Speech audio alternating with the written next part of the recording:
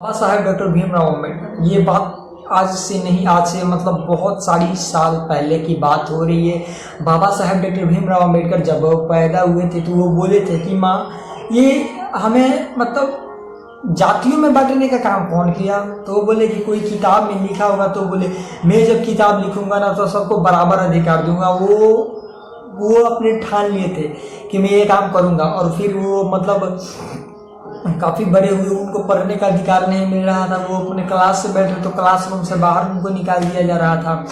यही सब उनके साथ बहुत कारनामे हुए। फिर उन्होंने विदेशों में गए और विदेशों में बहुत सारी ज्ञान प्राप्ति की। और फिर भारत में 32 डिग्रियाँ प्लस में 9 भाषाओं के ज्ञान के साथ और बहुत सारी मतलब सरकारी दस्तावेज उनके साथ हुआ है और कॉन्स्टिट्यूशन लिखने का प्रयास किए। सो चलिए आज इनके बारे में जानते हैं।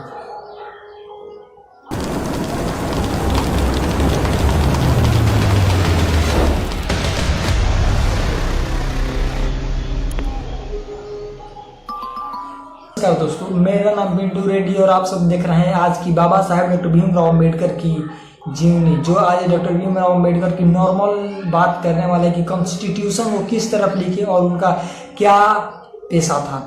सो चलिए, नमस्कार दोस्तों। बाबा साहेब डॉक्टर भीमराव अम्बेडकर की जन्म 14 अप्रैल 1891 में हुआ था। वो महू के मध्य प्रदेश के रहने वाले थे। उनका पूरा नाम भी बाबा साहेब डॉक्टर भीमराव अम्बेडकर जी वो कब थे, जब वो पीएचडी पास कर लिए थे तब उनको डॉक्टर का उपाधि मिली। और वो उसके पहले थे भीमराव रामजी राव अम्बेडकर। उनका जो हमारा वो पहले महू मध्य प्रदेश में एक दलित बस्ती थी, उसमें से वो निकले और वो बोले कि मैं ही सबसे बड़ा संविधान लिखूंगा और मैं सबको बराबर अधिकार दूंगा। और ये बात फिर उन्होंने पढ़ाई की तो वो जो चौक से लिख रहे थे उस चौक से कोई मास्टर नहीं लिख रहा था। वो जहाँ पे बैठते थे वहाँ पे कोई और नहीं बैठ रहा था। वो जिस स्थान पे कपड़ा पहनते थे, जहाँ पे पानी पीते थे, उनको वहाँ दूसरा कोई नहीं जा रहा था भाई, उनसे पानी तक नहीं पियाया जा रहा था। इतनी अत्याचार बाबा साहब के साथ हुई और फिर भी वो हमारे संविधान लिखे और संविधान सभा का गठन किए और काफ़ी मजबूत संविधान बनाकर चले गए। तो बाबा साहब डॉक्टर भीमराव अम्बेडकर की वो जो उतनी मतलब कठिन जिंदगी थी वो हम कैसे चुकाएं, हम सब मतलब समझ नहीं रहे हैं। और यहीं कुछ पाखंडवादी अंधभक्त बोल रहे हैं, क्या ही किए हैं भाई साहब। अगर वो नहीं रहते तो तुम 12-12 घंटा जो ड्यूटी करते हो वो 8 घंटा नहीं होता। जो 12 घंटा ड्यूटी करते थे वो आज 8 घंटा हुआ है बाबा साहब की वजह से।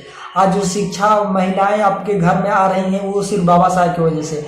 आपके घर में महिलाएं साड़ी वगैरह पहन रही हैं बाबा साहब की वजह से। आपके घर में जो बैंक से पैसा लेकर आते हैं, रिजर्व बैंक ऑफ इंडिया का नाम सुना हो, वो सिर्फ बाबा साहब के देन से। आप जिस खाना खाते हैं वो सिर्फ बाबा साहब की वजह से।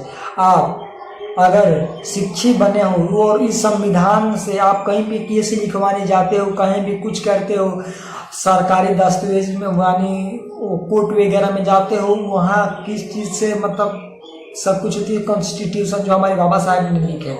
राम मंदिर में रिसेंटली चोरी हुआ है और रिसेंटली राम मंदिर में चोरी हुआ है, लेकिन खोजी हमारे बाबा साहब के संविधान की वजह से होगी। सो चलिए, इतनी हमारे बाबा साहब की हैं फिर भी वो बोल रहे हैं क्या ही हुआ।